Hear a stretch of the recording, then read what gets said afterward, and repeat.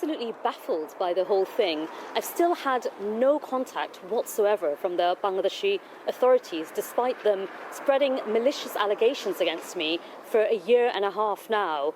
I've tried to be responsible. I've engaged lawyers here in the UK who have repeatedly written to the Bangladeshi authorities, but they haven't responded. I then tried to engage a lawyer in Bangladesh itself, who went and tried to find out what was happening in court. They intimidated him and threatened him, and he withdrew.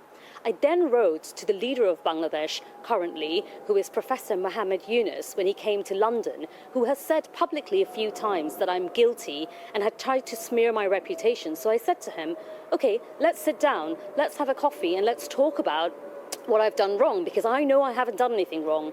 He declined to meet me. So there's been absolutely no summons sent to me. There's no charge sheet. I've had no correspondence from them.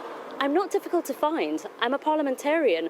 All they had to do is send some papers to the House of Commons, to Parliament, and I would have responded. So I feel like I'm in some sort of Kafkaesque nightmare where I'm carrying on doing my day job, but on the other hand, I'm apparently being convicted in Bangladesh, and the only reason I know I'm being convicted is because I read it in the newspapers. So this is trial by media, which is deeply unfair.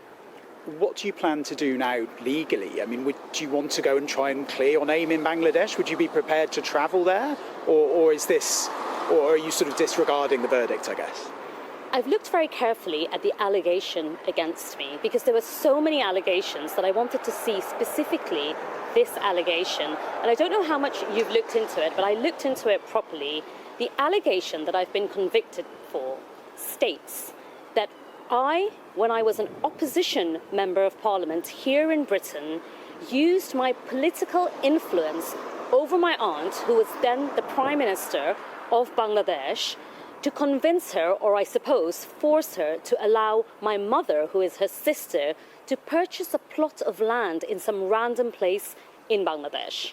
So just to step aside from what's happening and just to look at the allegation itself for a minute, which is that I exerted influence over the Prime Minister of Bangladesh as an opposition MP here in Britain to gain some benefit for my aunt, for my mother, who is her sister. Now, my aunt is twice as old as me. She is 10 times more powerful than me, and she has been in politics longer than I've been alive. I want to see the evidence of how I influenced the Prime Minister in order to get this verdict. It just feels like a complete kangaroo court. It just feels like it's shambolic, a complete farce. And you would have seen that leading experts in our country in law, so the likes of Dominic Grieve, Robert Buckland, David Gauke, have all come out and said this is a contrived trial. It's completely unfair. It's a flawed process.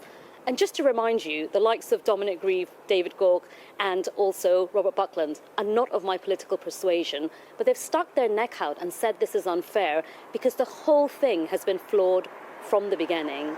So my message to the Bangladeshi authorities and to Professor Muhammad Yunus is that he should be ashamed of himself.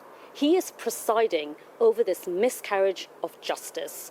What he's doing is relentlessly pursuing a personal vendetta, trying to smear my reputation and trying to drag a democratically elected member of parliament in Britain into the dirty politics of Bangladesh. So what of your position as an MP? Should you be considering your position over this? Well, you would have seen what the Labour Party has said. They have said categorically that they do not recognise the verdict because it's been a flawed process and because this whole thing has been so unfair. And they've seen leading legal experts point out the flaws in this process. So I certainly will not be considering my position. All the Bangladeshi authorities had to do is contact me in Parliament and tell me exactly what I'm guilty of, because I would have shown them that I have nothing to hide and I haven't done anything wrong.